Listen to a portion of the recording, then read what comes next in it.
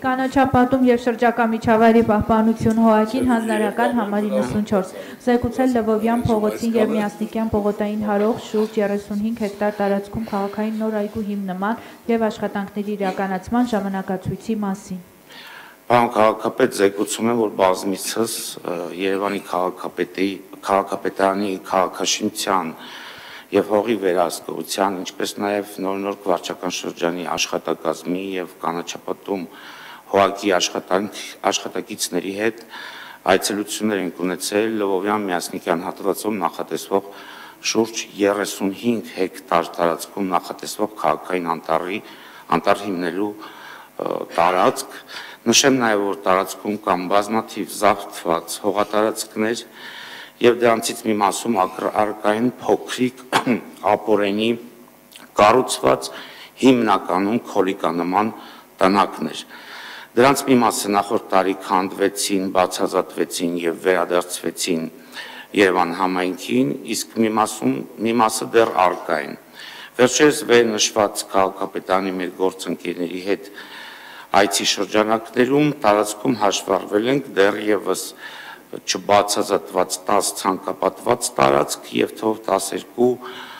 նույնպես ցանկապատված տարածք, որտեղ առկա են այդ քոլիկանման շինությունները։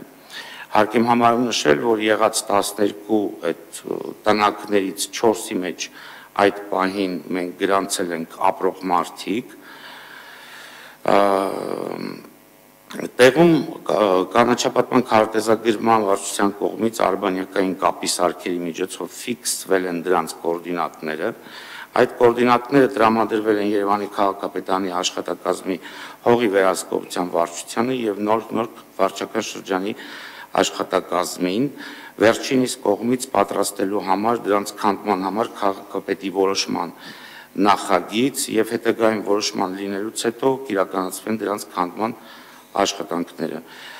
Պարոն քաղաքապետ, հողերի բացազատման աշխատանքներից հետո միայն Կանաչապատում ՀՕԱԿ-ը կսկսի նոր ուրբան անտառի հիմնական աշխատանքների սկիզբը, որը կտևի մոտ 2 տարի։ Միաժամանակ տեղեկացնում եմ, որ կազմակերպությունը միշտ զարգացած տարածքների ազատումը պատրաստել է ստեղծվող 35 հեկտար ուրբան անտառի էսքիզները,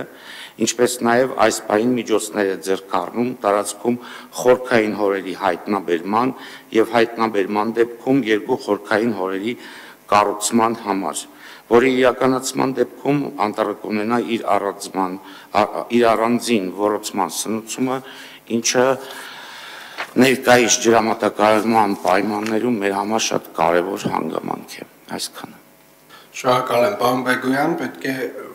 հիշեցնեմ, որ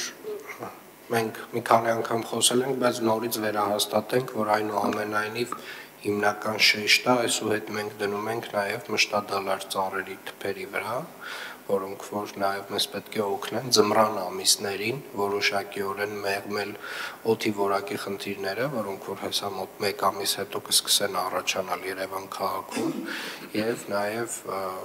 այս ծրագրերը ածանցյալ, բայց այնուամենայնիվ որոշակի ազդեցություն ունեն օդի որակի վրա։